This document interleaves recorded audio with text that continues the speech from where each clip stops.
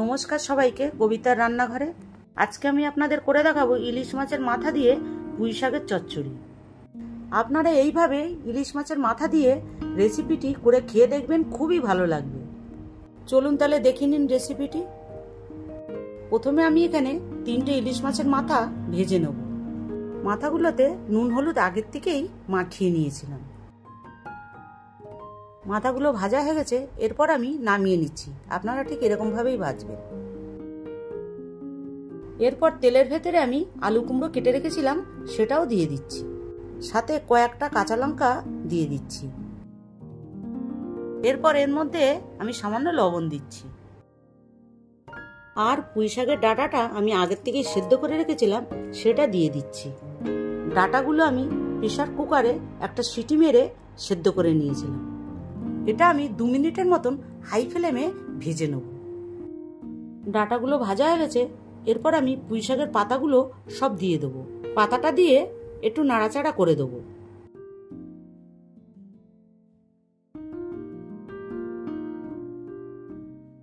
এরপর এতে হলুদ, লবণ আর একটু জল দিয়ে চাপা দিয়ে দেবো। এটা হাই ফ্লেমে 3 মিনিটের মতন সেদ্ধ হবে।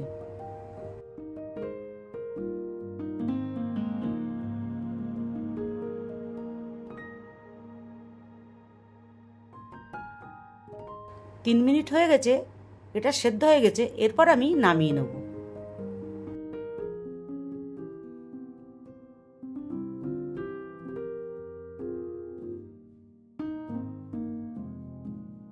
এরপর আমি তেলের ভেতরে শুকনো লঙ্কা, জিরা আর রাঁধুনি দেব। আর 3-4 কোয়া রসুন দিয়ে এটা আমি ভেজে নেব। এটা ভাজা হয়ে গেছে, এরপর এতে আমি 1 চামচ জিরের গুঁড়ো আর 1 চামচ ধনের গুঁড়ো দেবো। একটু লঙ্কার গুঁড়ো দেবো আর একটু হলুদ গুঁড়ো দেবো।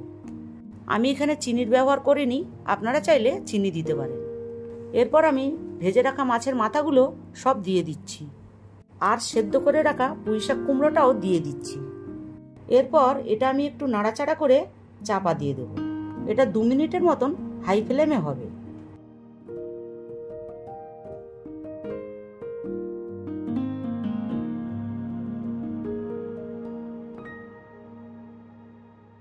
দু মিনিট হয়ে গেছে, এরপর আমি এটা ভালো করে একটু নাড়াচাড়া করব। মাছের মাথাগুলো নামিয়ে নাড়াচাড়া করবেন, তাতে মাছের মাথাগুলো ভাঙবে না। মাছের মাথা ভেঙে গেলে কাটার জন্য খেতে খুব অসুবিধা হয়। এরপর এতে একটু ভাজা মশলা দিয়ে নেড়ে চেড়ে নামিয়ে দেবো।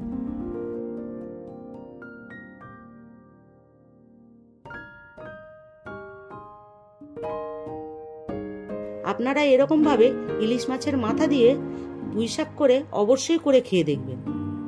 রেসিপিটি ভালো লাগলে লাইক, শেয়ার, কমেন্ট করবেন এবং নতুন নতুন রেসিপি দেখতে পাওয়ার জন্য অবশ্যই আমার চ্যানেলটিকে সাবস্ক্রাইব করবেন।